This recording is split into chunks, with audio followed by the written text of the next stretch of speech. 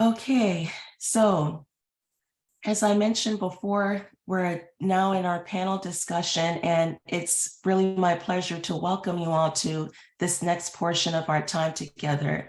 We're going to be talking about what it means to ensure that all partners are involved in the dissemination process and to explore what is needed in terms of building trust or fostering trust and planning for a long-term commitment to one another.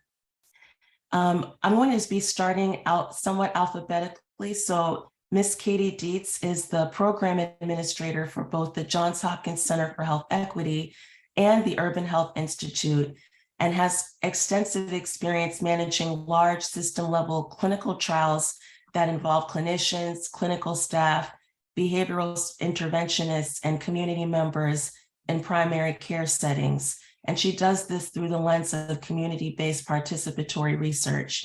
Now, one of the things I failed to mention is that the reason we have these panelists in particular is because they were all involved in the Rich Life study. So we have the perspectives of study team members as well as the partners who are involved as representatives from their respective health systems. Katie was the senior research program manager for the Rich Life study, and she kept us and keeps us all in check. Then we have Ms. Susan Johnson, who I'm very excited to have us joining today. Susan is the Senior Vice President, Chief Quality and Compliance Officer at Choptank Community Health System. And in this capacity, she spearheaded strategic initiatives that involve a diverse group of partners to support quality improvement efforts and patient health and well-being at Choptank. For those of you who might not know much about Choptank, Choptank provides medical, dental, and behavioral health services in Caroline, Dorchester, and Talbot counties and the surrounding areas. And we were happy to have Choptank as one of the participating health systems in the Rich Life study. We also have Dr. Jill Marsteller, who's a professor of health policy and management at the Bloomberg School of Public Health and an associate director of the Center for Health Services and Outcomes Research. Among many notable attributes, she is an internationally recognized leader in research on the determinants of successful implementation, dissemination, and sustainability of knowledge. She's basically a wizard. I keep thinking of Dumbledore, but the female version of Dumbledore. Dr. Marsteller served as the co-principal investigator of the Rich Life study with Dr. Cooper. And last but certainly not least, Dr. Natalie Spicyn. So Natalie is a physician dually trained in pediatrics and internal medicine with expertise in HIV, HCV, and addiction medicine. Although she's no longer part of Park West, for 5 years, she held the role of chief adult medicine at the Park West Health System, where she was also a pediatrician. She's currently an assistant professor of medicine at the University of Maryland and the medical director for the HIV community health programs. Park West was one of the participating health systems in Rich Life, and Natalie is a wonderful colleague and cook, because I've eaten dinner at her house before. So welcome to our wonderful panelists, and thank you all so much for joining us. I'd like to start with the research side of the Rich Life Project.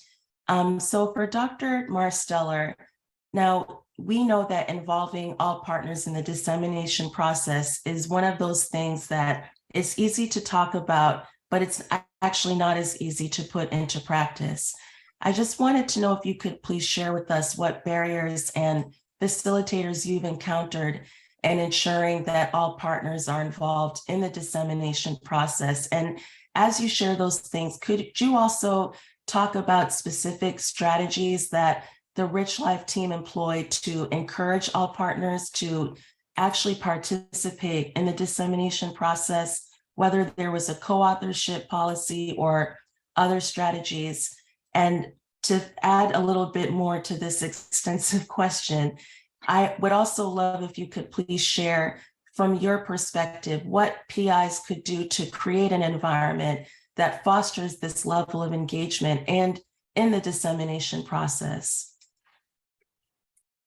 Great. Yeah, happy to do that. So just to start off, I wanted to mention to everybody that when we talk about dissemination, we're talking about purposefully sharing the results of whatever your project has been. And one hopes that what we're purposefully sharing is useful. And so one of the main things that we need to do is understand what each one of our stakeholders needs from the material, or can learn, or can benefit from in that material. One of the biggest challenges that we run into in both dissemination and sustainment is fatigue. It's been a long project. People have been putting in huge effort throughout. Everybody who's been involved, both on the research team side and in the settings where we're actually changing and improving care, right? Everybody's tired. Everybody's been working really hard. And so when we come towards the end and we want to be able to share the important findings, and we want to hope that some of these initiatives will be sustained, the biggest challenge is that everybody is tired. So we need to make sure that what we're sharing is something that is meaningful to those that we're trying to share with. And that means, finding out from stakeholders, patients and system level stakeholders, what's meaningful here, what's important here that we need to share. We also then want to make sure that what we're saying or disseminating is understandable and accessible to all of the audiences. So looking into what's the best way to express, what we've learned about important aspects of blood pressure measurement. How do we make that accessible for everybody? If we are talking about, benefits to specific groups of care management and of CHW care, then, how do we make that appealing and important to the audiences that we're talking to and understand accessible? So part of building trust then for all of this is showing up and continuing to show up. And then kind of what I'd like to call the KIT is stands for keep in touch. So don't fail to communicate, stay in touch, be there, and continually reach out to all of those partners that put in so much effort with your thanks, but also with what do you think about this? Here's some feedback. What do you think about that? Do you think we are taking the right path as we try to meet this and continue this? So it can't just be, though, this kind of I'm telling you what I've got for you. We need to share control. We need to share responsibility as much as we can. So if we're going to make a network that we're asking the network to further share our wonderful findings, we need to give people the chance to be a leader in that network if they want to be, and to control what the decisions are about how to share. So that may then need some provision of resources, right? So that means that we've got to make it, as we have to facilitate it, we have to make it possible for people to be able to be involved in this dissemination and sustainment process. So those are, I think, my big ideas about dissemination and sustainability, and how to hopefully continue to engage our wonderful partners over the long run. Thank you so much, Jill. That was really interesting, especially what you said about making the material, the dissemination materials accessible. That really resonated with me. The other thing that you really talked about, I liked the KIT, the keep in touch, and it really speaks to the level of intention that needs to underlie all of these efforts around, dissemination, sustainability, trust building. So for you, Katie, we look to you as someone who's really played a pivotal role in all of the on-the-ground activities that were essential for implementing and now disseminating and sustaining aspects of the Rich Life Studies interventions. I wanted to get your perspective on what it took to make sure that that actually happened. So what specific activities did you and other Rich Life staff undertake to cultivate trust and a sense of commitment to the frontline staff, to the health system leaders? And what were some examples of the things that you did that you found to be helpful? And I also want to ask, to counter that a little bit, with the benefit of hindsight, is there anything that you would do differently? Thanks, Chidinma. Yeah, so that's a very easy question to answer. No, I'm kidding. It's actually very, very, very complex. So I'll do my best in the short amount of time to address it. But I think right from the beginning, on the research, looking at it from the research side of things, following the tone set by the leadership of our research team, Dr. Cooper and Dr. Marsteller, and understanding that when we were going into the meetings, we were meeting our partners with empathy, flexibility, authenticity, which I saw on your model, which was the word I was searching for, which was the humbleness to go in and say, we do not know your situation. We do not know how your practice or your health system functions, and that we're asking something extra of you, something more. And I think always trying to put ourselves in that mindset when we're coming in with like our great interventions and our plans to say, as great as we think these are, and as excited as our partners might be to actually have this opportunity to get to maybe a little bit of funding, it's still more work on them. It's still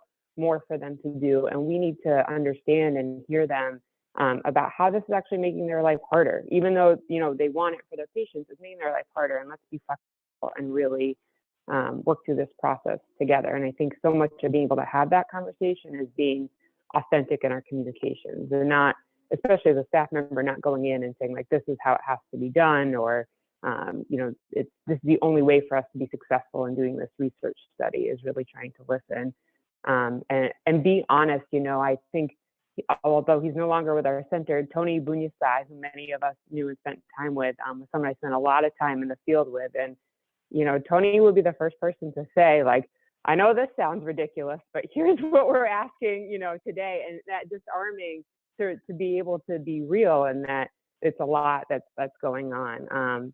And I think one of the things, and why I'm really appreciative of being included in this panel today, is that the staff of the research team often is doing a lot of on the ground. And while the leadership can certainly set the tone and demonstrate best practices for us, the staff are the people who might be getting the emails and that really actually need to be responsive and realize that, like, without our partners, we're nothing.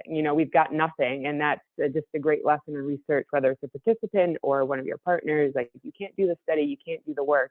So if they need something, that becomes your priority, is getting that answer back to them. Or if you say you're going to do something, like, actually do it. And if you can't do it super timely, give them an update so that they know that you haven't forgotten about them, or that, you're not ignoring their request. And with that, I think hiring the right staff, and I know a lot of people who have worked with me have heard me say when we're hiring research staff, like, I can teach you about an IRB, I can teach you about, the really researchy stuff, but I can't teach you how to be empathetic, how to be a good listener, how to put yourself in someone else's shoes and realize that we're asking a lot of our partners, and that they'll feel that from you too, or how to be authentic. I can't teach that to someone.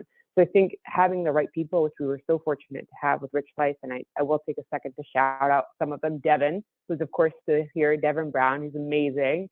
Gideon Averno, Erica McCannon, Joseph Landavaso, these people who spent a lot of time in the field and were always their authentic self and always there to listen, and would, hear a concern and bring it back and really want to problem solve it and really think like, we want to make this better for them. And I think that's such a huge piece of being successful, for sure. I'm trying to think about, I don't know if I'm answering all your questions. There's a lot in there, so I'm trying to think through it, but a couple of quick examples. I think clear point people. So just because you might be a senior staff member doesn't mean you need to be the person that people go to for everything. And I know, for example, Susan and I with Chop Tank, I was their point person, but Gideon was a point person for Dr. Spicyn and for the Park West team, so that they knew who they could go to get the response quickly, or who might be texting them and who they could text back if something came up. And then I think you had asked, well, I think we always had a lot of both formal and informal meetings. So having a point to have those relationships where we would have our regular occurring meetings, both with our care managers and our interventionists and our health system team members, but we also knew that we had worked to have these relationships set up where we could get on the phone and say, this isn't working, why is it not working?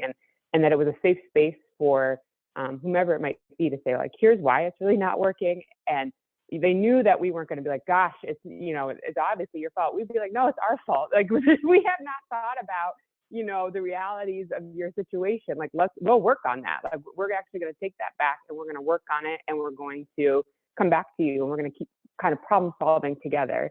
And lastly, I think you asked me if, with hindsight, if there's anything we could do differently. I wish that we could spend more time in person or at the practices with our partners.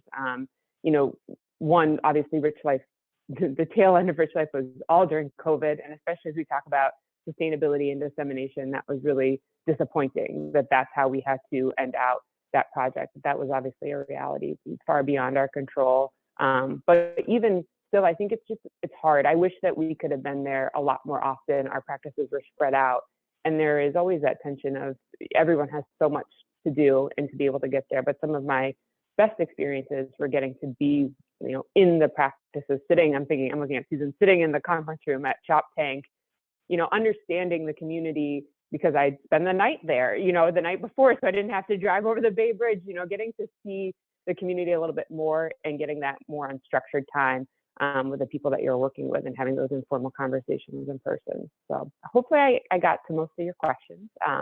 Thank you so much for including me. Thank you so much, Katie. That was wonderful. I took a lot from what you said about the mechanics of really trust building. So, you know, you talked about problem solving together. You mentioned the importance of really understanding the local context under which people are making decisions. What you just said about, you know, spending the night in the Eastern Shore and really getting to get a sense of, you know, what it looks like and what it might feel like for those who work there to be there. And even realizing that we're not operating in a vacuum, that we all need each other. Those are some of the highlights of the things that I took from what you said. So, you know, thank you so much for sharing that and even being a part of this panel. I would like to turn to our partners now. And I want to ask actually both you, Susan and Natalie. So what I find so interesting about Rich Life is that there was such a diversity of perspectives and patient populations and geographic settings that Rich Life took place in. And in particular, for you, Dr. Spicyn, you were at Park West. Park West is here in Baltimore City.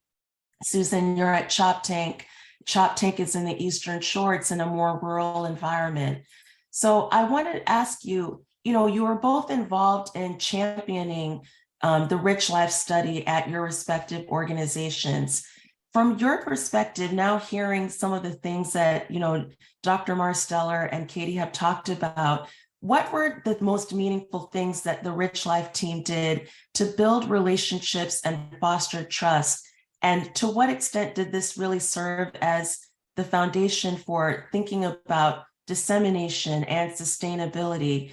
And what could they have done differently? Which that might be a little touchy, but probably not for this group. And I also want to just ask from something that Katie really spoke to, which is the sense of competing priorities. So on the academic side, for us, dissemination is typically done through peer-reviewed journals. As you think about what I also just asked you, would you mind also commenting on what dissemination looks like for your health system and what are the primary mechanisms for disseminating key findings? Who are the main audiences that you all need to be or had to be mindful of? And what were some of the benefits of doing so? What were some of the drawbacks of really thinking about this? And then I have one other question, but I'm just going to let you start with those two first.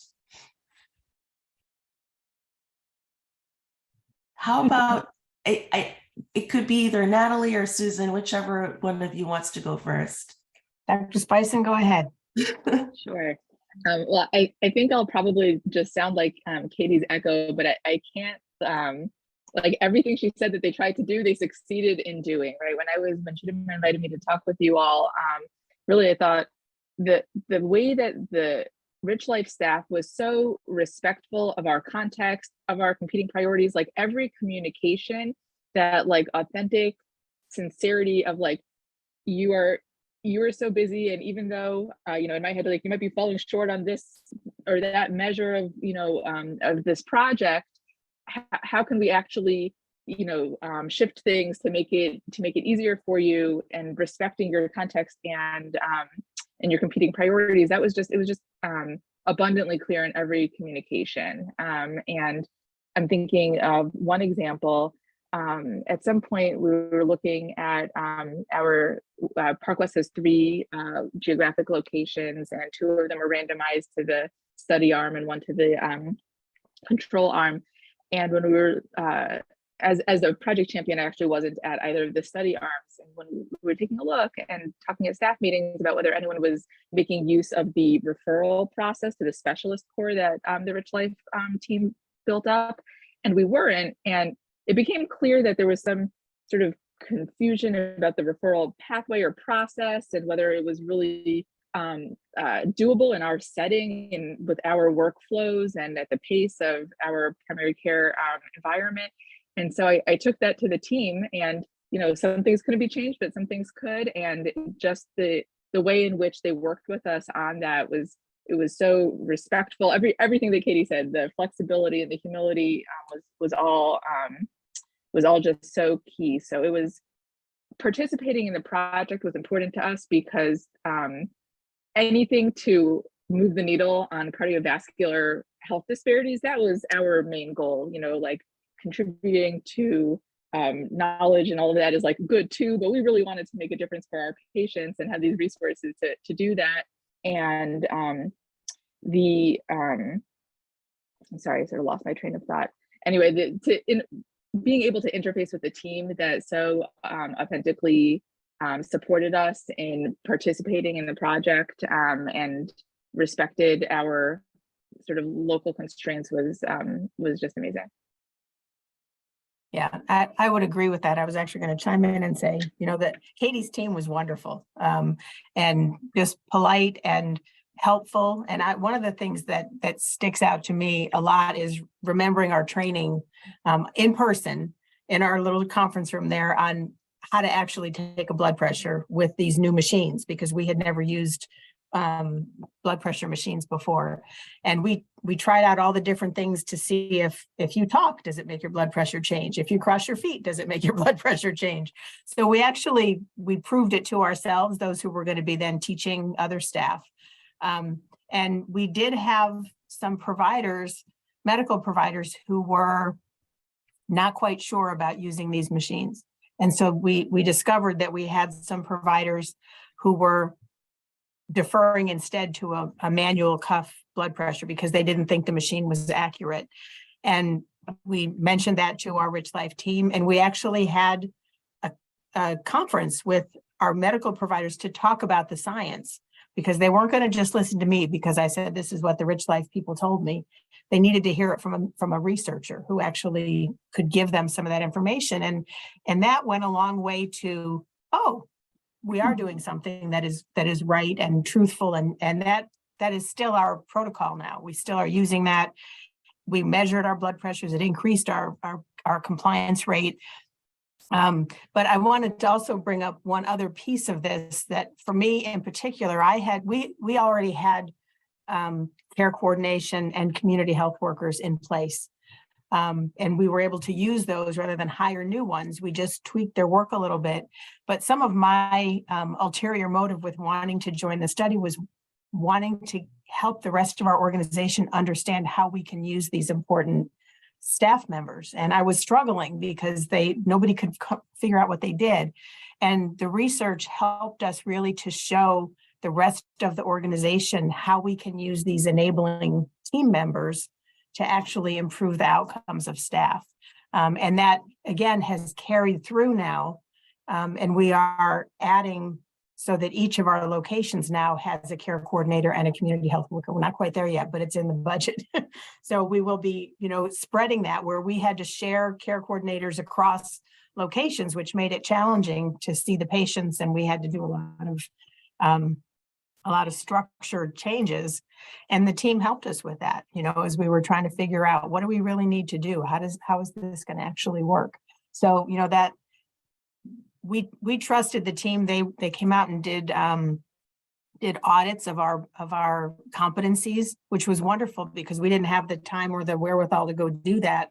But that started us on, we have a few tweaks to go, but we really felt like we were being taken care of in the study, which, that it's a good thing. But when you are in a community health center, it's a busy world, and we all wear a lot of hats, and we're all also, we've grown a little bit since we ended Rich Life. We're now in 5 counties instead of only 3. And we now have 7 health centers instead of only 5. So we're growing like crazy, which also happens, and things change very rapidly. But on the Eastern Shore, we are spread out, and so it takes 45 minutes to get from my building, my admin office, to one of our health centers in Dorchester County. We're not close. And so going to meet patients, and patients have a long way to drive. So there's a lot of logistics that need figuring out. And the researchers were really interested, when the team would come, or even just, be on calls. I think our care coordination team and our CHW team together really loved the phone calls with the research team and the community health centers and the other health centers who were working on this, to share ideas and learn things, and I heard a lot from them. They looked forward to those calls. I joined a couple of them. But it was helpful for the team of folks doing the work to understand when they were frustrated. It pulled them back to why we're doing this, and how you can change if you need to. Thank you so much, Susan and Natalie. One of the most heartening things about what you said is it's encouraging to see that there's synergy between what the Rich Life team intended to do in terms of what Dr. Marsteller discussed earlier, and what Katie or Ms. Dietz said earlier about kind of these intentional efforts and the importance of having leadership like Dr. Marsteller, Dr. Cooper, really inculcating this environment and this culture of trust building within the team, and making sure that that spreads out to the ways in which the team interacted with all of the different health system partners. And the fact that you all felt that it actually transpired, that's very encouraging. It doesn't happen all the time. And I'm really glad to hear that. And I also have to say, shout out to Park West in the sense that Katie and I and Devin and Gideon, when he was here, we had opportunities to visit Park West and to visit other health systems. And we were very grateful for how welcoming all of the staff members were to us, and we appreciate that. Now I have to ask you all the same question. I know we're pressed for time, but I really want to get this question out. And I know I had said you have 2 minutes, but you might only have 30 seconds. So part of that is my fault. So my apologies. But we are in the COVID-19 pandemic. It's really been a reminder that we can't control everything. So my question for all of you is, how can we work together in a way such that our work endures, even in the midst of unforeseen circumstances like a pandemic or some other public health or, weather-related crisis? How can we be flexible in trying times while still maintaining a strong commitment to the principles that we've talked about today, as well as over the course of this year in these trainings on community engaged research? So I'm going to start in the same order that I started with in the panel. So Dr. Marsteller, Katie, Dr. Spicyn, and then last but not least, Susan, Ms. Johnson. So I'm just going to go back to say that, again, we've got to kind of hang on to the good things that have been built. When these kinds of shocks to the system come along, take advantage of the relationships that we have built and created over time. And so that means, if possible, sustaining those networks and leveraging them through the hard times when they come along. That's what I'll say about that. I'll add, I think maybe I have a messed up brain, but I think going into any project, I think like, well, a bunch of stuff's going to go wrong. I did not predict a pandemic. I can promise you that. But I was just like, there's going to be a lot of stuff that comes up, and that's all part of the relationship. Like any relationship, there are going to be bumpy times, but like we're in it together. We want the same things. And so we're going to work through it together and keep up those open lines of communication and the understanding of like, yes, when a pandemic happens, the health systems really need to shift their priorities for a few moments and give them the space and the respect to let them tell you this is what we need right now, and respect that. So I think if we keep that going, we'll be successful. I think for me, what's on my mind with respect to dissemination and sustainability, the sustainability part is tough because there's structural vulnerabilities to grant-funded positions, and the mechanisms for financial sustainability within various healthcare settings just don't exist. And for me, the most important part of the dissemination is the part that sort of that heads into the advocacy realm. It's not just like that the staff at Park West that participated in Rich Life know like what was published, but how can we all be supported to disseminate these findings to decision makers and policy makers so that like we feel that difference. I think that's really what I would like to see. Yeah, I would agree with everything everyone has said, and I guess kind of wrap up with transformation of healthcare. And one of the things that happened during the COVID epidemic, and I don't know, Natalie, if this rings true with you, but we became extremely agile during COVID. We changed what we were doing every 15 minutes, it felt like, and we were resilient. And so it helped us to realize that we can change when we recognize there is a need, and we take the resources that we have and we shift our direction. So I think we learned a lot about ourselves in this crisis that we had. And, I just had a strategic planning board meeting last night with our board, and we were reflecting on everything that we did in the last 2 years and are amazed at everything that we did in the last 2 years, and are still growing and moving and going in a right direction. But we now have new tools.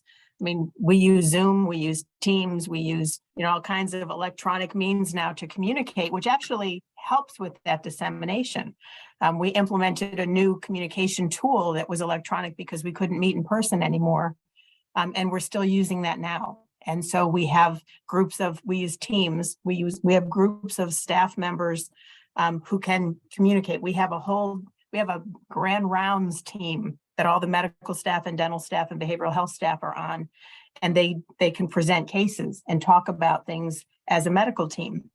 And almost everybody in the whole organization's on that team. So people are welcome to just listen in if someone's presenting a case. So, we learned new ways because there was a crisis. And I think we want to remember in healthcare, we're good at that. We're good at shifting on a dime, and we want to do the right thing for our patients, for our communities. And if it makes sense to do, we're going to figure out how to do it. So. Yeah. Thank you so much, Susan. Thank you all of you for the very insightful comments that you shared. Honestly, I think I take to heart what what Dr. Spicyn said about structural vulnerabilities and how that can affect the degree to which these initiatives are sustained. And I loved the point that was made about really thinking about how dissemination and even the nature of our partnerships could be used as a form of advocacy for our patients and for these types of programs that are really geared toward fostering and advancing health equity. So I think that's a great way to close this panel discussion. Thank you so much to all of our panelists. You all were outstanding. Thank you to all of the panelists who have participated throughout the CAB meetings this year. And let's move on to the next portion of our time together, which are the breakout groups. Forgot to mention that. Yes, we didn't get a chance to have a lot of reactions, but I know I was typing my comments in the chat, just adding my thanks to all of you as well. And just for providing this opportunity for us to learn more about what works well in partnerships and, some of the challenges that have to be navigated. So I think, this is just, this is an ongoing conversation. It's not something that is one and done. So we look forward to continuing the conversation. And I don't know if others, I think I'm seeing that people are all putting their appreciation in the chat as well. And I do know that we're short on time. So if anyone has a burning question